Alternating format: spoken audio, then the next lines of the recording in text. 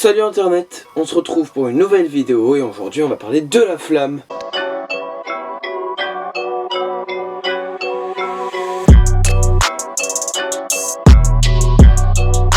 La Flamme, alias Travis Scott, de son vrai nom Jack Bergham Webster, est né le 30 avril 1992 à Houston, au Texas. C'était un chanteur, rappeur, auteur, réalisateur, comédien, musicien. Il est signé chez 3 grandes maisons de disques qui sont Grand Hustle, Epic et par surprise la maison de disques de Kanye West, mais seulement en tant que producteur. Le fondateur du label Grand Hustle Records est rien d'autre que le rappeur T.I. Spécialisé dans le hip-hop et le rap, chez lui sont signés Iggy, Azalea et Young Dro. Le label Epic existe depuis 1953 et a des légendes signées chez lui, comme Drake, Future, Lil Wayne, DJ Khaled, 21 Savage et la légende à tous, Michael Jackson. Travis Scott a créé sa propre maison de disques s'appelant Cactus Jack, dont son dernier album Jack Boys est sorti le 27 décembre 2019. Sa première mixtape All Pharaoh sort en 2013, suivie de 2 Days Before Rodeo qui est sorti en 2014. Son premier album Rodeo est sorti en 2015 et atteint la 3e place du Billboard 200. Les albums les plus connus de Travis Scott sont Astroworld et Today Before Sing. Astroworld débute à la première position du Billboard 200 et son titre Psycho Mode atteint la première place du Billboard Hit 100. Son style de musique est très varié, il touche au hip-hop, pop, rap, pop psychédélique et plein d'autres styles. Avec son ex-copine, il a eu un enfant qui est une petite fille qui s'appelle Stormy, qui est née le 1er février 2018.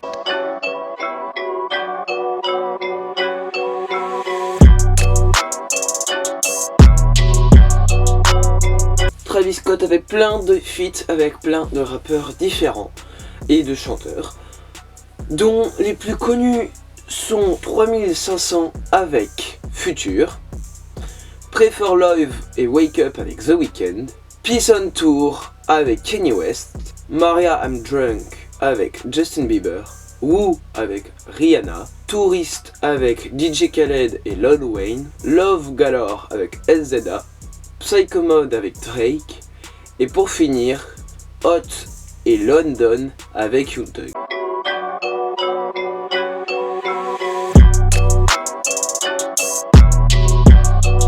Sa première rencontre avec Kanye West. C'est lors de sa première rencontre avec son idole Kanye West que Kanye lui apporte sur un plateau Hermès un tacos dégueulasse fourré à la crème aigre. Il se force à l'avaler et Kanye comprend alors qu'il a en face de lui un génie. Par sa fraîcheur et sa folie douce, c'est exactement ce dont il a besoin pour Cruel Summer, la première compilation signée Good Music. C'est grâce à ça que Travis Scott a réussi à chanter dans le tube Sin City avec plein d'autres rappeurs. La seconde anecdote est quand Travis Scott a raconté ses idoles, ceux qui l'ont le plus inspiré, bon à part Kanye West et à part tous les rappeurs. Donc il explique que c'est Portishead, les Sex Pilots ou encore la chanteuse islandaise Brock, et il cite: tout ne gravite pas autour du rap. Pour moi, je fais surtout attention à la mélodie. Troisième anecdote. En juillet dernier, Travis Scott était sur la scène du Open Air Festival en Suisse. En plein concert, un membre du public a tenté de lui arracher du pied sa Yeezy Boost 355 créée par son ami Kanye West pour Adidas. Il crie alors « Défoncez-le » à la foule en jetant de multiples objets sur le présumé voleur. Le père et l'oncle de Travis Scott ont formé DJ Premier à la musique. DJ Premier, l'un des plus gros producteurs hip-hop de tous les temps, est revenu sur cette anecdote plutôt surprenante. Invité à la table de Elliot Wilson et de B. Dot pour le podcast de Rap Radar, Primo a confié que la famille de Travis Scott lui avait enseigné diverses discipline au cours de sa jeunesse. Originaire du même quartier à Houston que Travis Scott, le père de La Flamme s'est chargé de lui en lui apprenant à jouer de la batterie, et son oncle l'a formé à la basse, tandis que la grand-mère de Travis l'a aidé à perfectionner son anglais. TravisScott.com est son site où on peut y retrouver des vidéos, des musiques, ses dates de tournée et son shop où on peut acheter son t-shirt Astroworld, je sais pas si on peut acheter ses chaussures, on peut acheter plein de choses, ses CD, tout ça. Il est intéressant. Donc je vous conseille d'aller jeter un coup d'œil.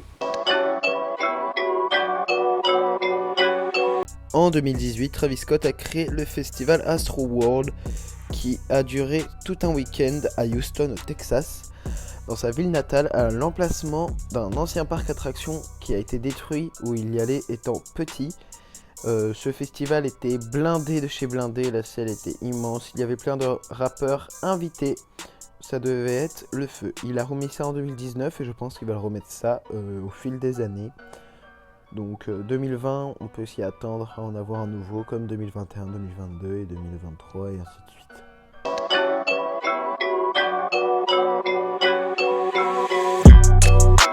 Son film Look Mom, I Can Fly, Regarde Maman, Je Peux Voler, qui est sorti sur Netflix le 28 août. Il est incroyable, il vous raconte de la préparation de son album Astroworld à sa sortie. Il est incroyable, il est ultra bien réalisé, il est génial et on comprend tout sur sa sortie d'album, sur le festival que je vous ai parlé, Astroworld. Je vous conseille vivement de le regarder, car c'est une tuerie en fait. Et c'est là où on retrouve chez lui son âme de réalisateur, son âme d'acteur, même si c'est pas de l'acting qu'il fait. Mais c'est sa passion, donc il a réalisé un documentaire incroyable. Donc je vous conseille d'aller le regarder.